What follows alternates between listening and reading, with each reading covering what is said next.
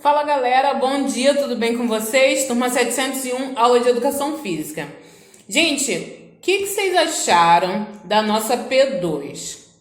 Eu quero que vocês enviem lá no WhatsApp, enviem lá o que você achou, se você achou que estava fácil, se achou que estava difícil, se você achou que o sistema de revisão que nós fizemos foi eficiente. Eu quero receber lá no WhatsApp ou no e-mail a sua opinião, certo? E para começar a aula de hoje, nós vamos começar com uma revisão para a nossa P1. Já é a próxima avaliação. Vocês já receberam o calendário, vocês já sabem que essa avaliação está chegando. Essa avaliação também estará bem tranquila. Pelo que eu pude ver da P2, vocês conseguiram notas bem bacanas. Muitos alunos com 100%, bastante com 90%, 80%. Notas bem bacanas. Eu peço que vocês continuem assim, se dediquem. Eu tenho certeza que nós vamos conseguir fechar mais esse bimestre de uma maneira bem proveitosa, bem bacana. Certo, galera? Então vamos lá, que não é bem um questionário, mas é uma revisão para a nossa P1. Acompanhem daí, hein? Primeira coisa que eu quero que vocês lembrem é o conceito de resistência cardiorrespiratória. Vocês lembram dessa capacidade do movimento que nós vimos esse bimestre? Resistência cardiorrespiratória nada mais é do que o nosso fôlego, galera. É a capacidade do nosso coração e do nosso pulmão trabalharem de forma eficiente para oxigenar os músculos durante o movimento. Certo? Então, resistência cardiorrespiratória, popularmente conhecida como fôlego, é a capacidade do movimento que exige esforço do coração e do pulmão. No nosso material, nós temos uma definição um pouco mais formal para essa capacidade, que está escrito assim, lá no nosso livro. É a capacidade de realizar movimentos durante um tempo prolongado. Resistência cardiorrespiratória é a capacidade de realizar movimentos durante um tempo prolongado, sentindo pouco cansaço. Como exemplo de movimentos, de atividades onde eu possa identificar a resistência cardiorrespiratória, eu tenho a corrida de rua, eu tenho a caminhada, como muitas pessoas fazem pela Vila Olímpica ou em outros ambientes. Eu tenho também um passeio por um tempo mais prolongado que eu faça, seja num shopping ou seja numa praça. Imaginem que eu preciso ficar lá um determinado período de tempo caminhando. Ali eu vou precisar de fôlego, vou precisar de resistência cardiorrespiratória. Então, resistência cardiorrespiratória, 3 itens. É popularmente conhecida como fôlego. Exige um esforço do nosso sistema cardíaco e respiratório, do nosso pulmão e do nosso coração. E é caracterizada como a capacidade de realizar movimentos durante um período de tempo prolongado, sentindo pouco cansaço. Certo? Alguma dúvida sobre a resistência cardiorrespiratória? Vamos dar sequência então. Segunda capacidade do movimento é a velocidade. Vocês lembram da definição de velocidade? Velocidade é a capacidade de ir de um ponto a outro no menor tempo possível. Ao que vocês precisam estar atentos. Pode ser de um ponto a outro, qualquer ponto, a qualquer outro ponto. De casa até o mercado, da rua até a escola, de casa até o ponto de ônibus. Nós temos uma série de situações, uma série de pontos que nós podemos delimitar ali. E desse ponto a esse ponto, de um ponto a outro, sempre no menor tempo possível. Essa é a definição de velocidade, certo? Nós já vimos resistência cardiorrespiratória e agora nós vimos velocidade, que são 2 capacidades do movimento. Você lembra o que são as capacidades do movimento? As capacidades do movimento são as características, as qualidades que o movimento apresenta. Então, fica atento aí, hein? Capacidades do movimento são as características, ou seja, as qualidades que o movimento apresenta. Entre essas capacidades, nós podemos citar alguns exemplos, como velocidade, força muscular, resistência muscular, resistência cardiorrespiratória. E o que todas essas capacidades têm em comum é que eu posso aprimorá-las. Essas capacidades são aprimoráveis. Com um treinamento específico, com um treinamento totalmente voltado para essas capacidades, eu posso melhorá-las, eu posso aprimorá-las, certo? Agora, galera, vamos pensar na seguinte situação. Uma pessoa, um indivíduo qualquer, ele é sedentário. E em determinado momento da vida dele, ele quer iniciar a prática de atividade física. No nosso material, nós vimos que são indispensáveis que nesse momento inicial, da prática, ele consulte 2 profissionais. O primeiro é para saber se a sua saúde está ok. Você lembra que profissional é esse? É o médico. E o segundo é o profissional que vai ser responsável por orientar a prática da atividade física, por definir a quantidade, por dar a orientação mais específica para o exercício propriamente dito. Você lembra que profissional é esse? É o profissional de educação física. Então, no momento inicial da prática de atividade física, nós precisamos de 2 profissionais. Profissional de saúde, que é o médico, e o segundo é o profissional de educação física, certo? Então, galera, preste atenção na nossa P1, tá bem tranquilo, eu tenho certeza que mais uma vez vocês vão arrasar, certo? Preste atenção a tudo que nós conversamos durante as aulas, que vocês vão conseguir. Se dediquem, que vocês têm muito potencial a ser explorado, a ser desenvolvido. Agora vamos dar início à nossa aula de hoje de forma mais específica. Na semana passada, nós vimos o conceito de mais uma capacidade do movimento. Essa capacidade é o equilíbrio. O equilíbrio, ele pode ser caracterizado como a capacidade de manter uma postura estável, ou seja, uma postura sem grandes alterações, estando o indivíduo parado ou em movimento. Foi isso que nós conversamos semana passada, não foi mesmo? Vimos também que o equilíbrio ele pode ser classificado como estático, ou seja, quando o indivíduo está parado, ou como dinâmico, quando o indivíduo está em movimento.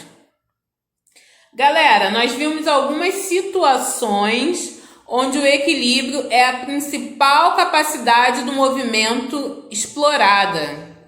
Vimos a tradicional corrida dos garçons, onde os garçons deviam percorrer um determinado trajeto, equilibrando 2 garrafas em uma bandeja.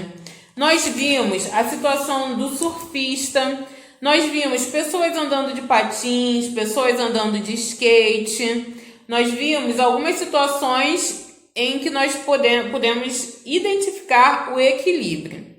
E mais uma vez, a definição de equilíbrio é a capacidade do movimento responsável por garantir que o indivíduo mantenha uma postura estável, uma postura sem grandes alterações, estando esse indivíduo parado ou em movimento.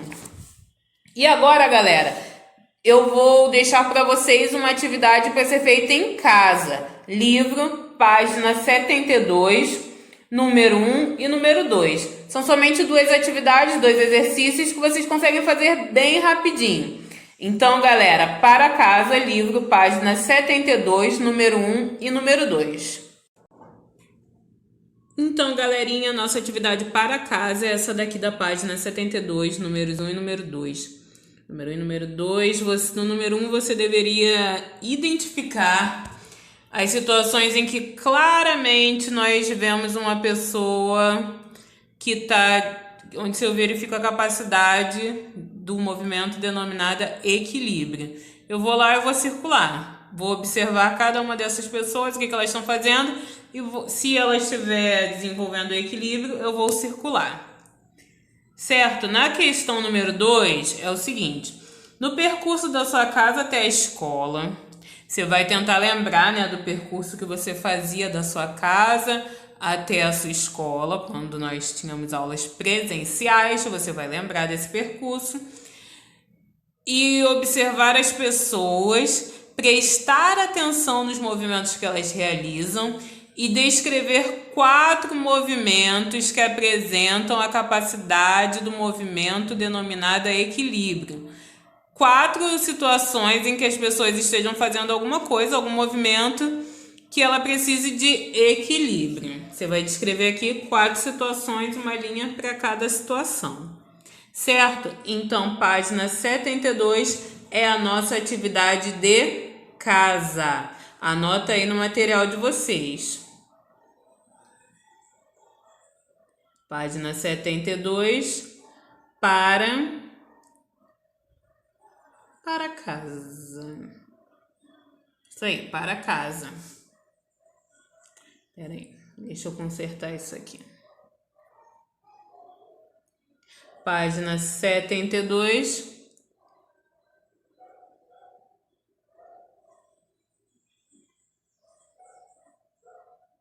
Agora melhorou. Para casa. Anotem aí, não deixem de fazer. São 2 atividades somente, dá para fazer bem rapidinho. Dando sequência aqui, galera, nós vamos falar de uma capacidade do movimento muito importante, principalmente para atividades de dança, atividades de onde eu precise de uma amplitude dos meus movimentos. Posso imaginar para um jogador de futebol que precisa estender a sua perna para dar um chute bem amplo, não é? Ele precisa de flexibilidade para esticar bem as suas pernas para acertar a bola em cheio. Um jogador de vôlei que precisa de bastante flexibilidade para alcançar o alto da rede. Um jogador de basquete que vai tentar fazer aquela enterrada mais próxima ali, onde ele fica pendurado na cesta, ele precisa de bastante flexibilidade para poder enterrar a bola lá na cesta e também para ficar pendurado ali no aro, né? Então, a flexibilidade é uma capacidade bem importante para os nossos movimentos. Aqui no nosso texto, no espaço Olha o Movimento, nós temos uma história bem interessante. Vamos fazer a leitura aqui. No centro do picadeiro, a contorcionista parece ser feita de borracha. Você já viu alguma contorcionista, algum espetáculo de contorcionismo?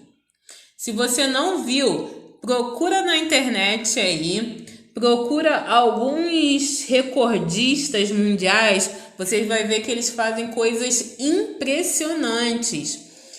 Ultimamente tem sido bastante noticiado uma menina na Rússia, que ela consegue caber numa caixa de somente 50 centímetros. Ela vai lá e usa o máximo da amplitude para reduzir, né, o tamanho da sua estrutura do corpo, assim, né, para caber nessa caixinha. Ela usa lá a amplitude das suas articulações para poder fazer esses feitos. E ela consegue andar com o pé atrás, apoiando as mãos e com o pé atrás das costas. Procurem aí no Google e no YouTube também, espetáculos de contorcionismo. Vocês vão se surpreender com os números. Vamos lá, estica de um lado, puxa de outro. E faz parte do respeitável público resgatar o velho sonho de fugir com o circo. Mas sem querer ser estraga-prazer, é bom avisar.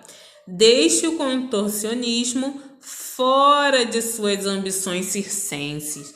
A flexibilidade é uma capacidade que é aprimorável, mas é uma capacidade que ela até você chegar no nível do contorcionista, é uma atividade que é dificilmente aprimorável, certo? É uma capacidade que vai requerer esforços imensos. Por isso, o nosso autor do texto diz aqui que é para deixar o contorcionismo fora das suas ambições. Se você quiser fugir com o circo, você deve procurar outras atividades, né? É isso que o texto quer dizer. A flexibilidade fundamental nesse tipo de atividade pode ser aprimorada com exercícios, mas grande parte da capacidade de se esticar está ligada a componentes genéticos. Ou seja, grande parte dessa capacidade de ser flexível, o indivíduo já nasceu com ela. Gente, a flexibilidade, ela nada mais é do que a capacidade de fazer movimentos com grande amplitude articular. Antes de a gente entrar no conceito de flexibilidade, eu gostaria de voltar com vocês lá atrás, lá no nosso primeiro bimestre, e rever o conceito de articulação. Galera, só uma revisada rápida. Para entender o conceito de flexibilidade, nós precisamos relembrar o conceito de articulação. Porque flexibilidade nada mais é do que a capacidade do movimento que garante uma grande amplitude articular. Garante movimentos com grande amplitude articular. Movimentos com grande amplitude, com movimentos que exijam bastante das articulações. O que é uma articulação? É a junção de dois ou mais ossos. Certo? Lembrando que os ossos são as estruturas que ajudam na sustentação, vencendo as forças da gravidade, da pressão atmosférica e da massa corporal. Nós vimos que assim como um prédio possui suas vigas para sustentar, né, suas estruturas, o corpo possui os ossos para se sustentar também. Nós vimos que as articulações elas podem ser de três tipos: móveis, imóveis e semimóveis. Esse é um conceito bem simples. Imóveis são articulações que não possuem movimento. Semimóveis são as articulações que possuem movimentos reduzidos. Imóveis são as articulações que possuem grandes movimentos, como a articulação do joelho, do cotovelo, do ombro, certo? Então, galera, prestem atenção a esse conceito. Flexibilidade é a capacidade do movimento responsável por garantir movimentos de grande amplitude articular. E o que é, ou seja, grande amplitude das articulações. E o que é uma articulação? É a junção de dois ou mais ossos. Vamos lá, vamos agora retornar para o nosso livro, página 74. Vamos ver o que o nosso texto nos diz. O Circo do Sol, famoso por seus excelentes artistas, está se preparando para sua estreia numa cidade pequena. Algumas crianças da escola conseguiram permissão para acompanhar os ensaios. Vamos ver o que elas descobrem. Essa visita ao circo vai ser demais. Quanta coisa legal! É mesmo. Tente fazer o movimento lento até chegar à posição. Nossa, como ela consegue fazer isso? Olá, vieram assistir aos ensaios, né? Bem, a Elaine tem a flexibilidade bem desenvolvida, então destaca essa capacidade, flexibilidade muito desenvolvida. Eu nunca conseguiria fazer isso. Talvez, se você aprimorar, ou seja, se você desenvolver, se você treinar seus movimentos e desenvolver sua flexibilidade, então, para ter flexibilidade, preciso fazer como você? Não, é o contrário. E essa eu não entendi. O menino queria saber que se ele ficasse lá tentando ficar nessa posição aqui de ponte ou nessa posição aqui com o pé atrás da cabeça, se ele ficasse fazendo isso sucessivas vezes, ele ficaria mais flexível. Aí os artistas e os treinadores tentaram justificar, explicar para ele que é justamente ao contrário. Que primeiro ele precisava desenvolver a flexibilidade com exercícios mais simples até que ele consiga realizar movimentos mais complexos.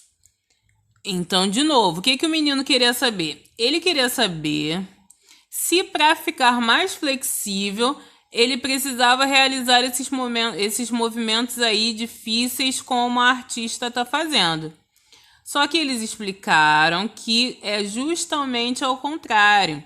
Para ser flexível, primeiro ele precisa de fazer exercícios básicos que desenvolvam a flexibilidade, para depois tentar um número tão complexo como esse que a artista está fazendo. Em seguida, eles têm aqui uma definição de capacidade, um conceito. Vamos ler aqui. Chamamos de flexibilidade a capacidade que a pessoa tem de aumentar a extensão de seus movimentos, ou seja, fazer movimentos com grande amplitude, dentro do seu limite. Dentro do seu limite, sem risco de se machucar.